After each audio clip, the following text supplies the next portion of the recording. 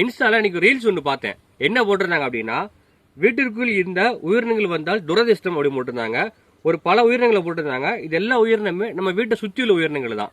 என்னன்னு பார்த்தா, பாம்பு வந்தா வருமானம் பாதிக்கும், வவ்வால்னா மன கஷ்டம், தவளைனா நோய் வரும், கரையானா பணங்கரையும், கருங்குலைவினா தீயவே நடக்க போகிறது, குரங்கள் இருந்தா எதிரிகள் பக்கத்தில் உள்ளனர், தேரை இருந்தா சண்டை சச்சரவு வரும் இப்படின்னு சொல்லிட்டு நம்ம வீட்டை சுற்றி உள்ள நிறைய உயிரினங்களை பற்றி முழுக்க முழுக்க பொய்யான தகவல் போட்டிருந்தாங்க. உண்மை சொல்ல போனா இந்த இந்த உயிரினங்கள் எல்லாமே நம்ம வீட்டை சுற்றி இருந்துச்சு அப்படின்னா அது துரதிர்ஷ்டம் கிடையாது, ரொம்ப ரொம்ப அதிர்ஷ்டம்.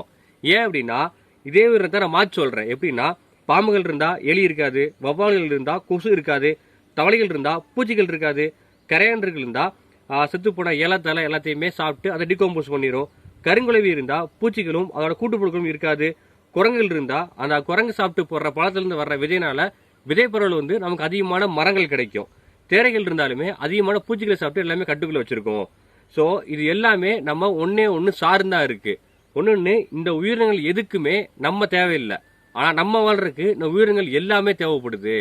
அதனால இந்த உயிரினங்கள் நமக்கு ரொம்ப ரொம்ப முக்கியம். இந்த மாதிரி சில பேர் போற வீடியோனால இந்த நம்ம பூச்சி தான் உள்ள வந்துச்சு அப்படின்னா இது துரஸ்டம் நினைச்சு அடிச்சுக்கொள்ள அதிக வாய்ப்பு இருக்கு. ஏன் சொல்றேன்னா, கிட்டத்தட்ட இந்த வீடியோ மட்டுமே 21,000 ஷேர் பேருக்கு 25,000 லைக் வாங்கியிருக்கு. அதனால இதை எதுவும் நம்பாதீங்க. ஏன்னா நீங்க என்கரேஜ் பண்ண இந்த மாதிரி வீடியோ நிறைய வரும்.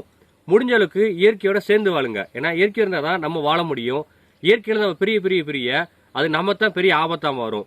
ஆனா இவங்க சொன்ன இவ்வளவு உயிரினங்களுக்கு ஒன்று சொன்னாங்கல்ல, இது எல்லாமே ஒரே ஒரு உயிரினத்திட்ட எல்லாமே பெர்ஃபெக்டா இருக்கும். அது எந்த உயிரினா வேற யாரும் இல்ல, மனிதர்கள். இவங்ககிட்ட தான் எல்லாமே இருக்கும். அதனால முடிஞ்ச அளவுக்கு அவங்கள்ட்ட இருந்து தனித்து இருக்க பாருங்க.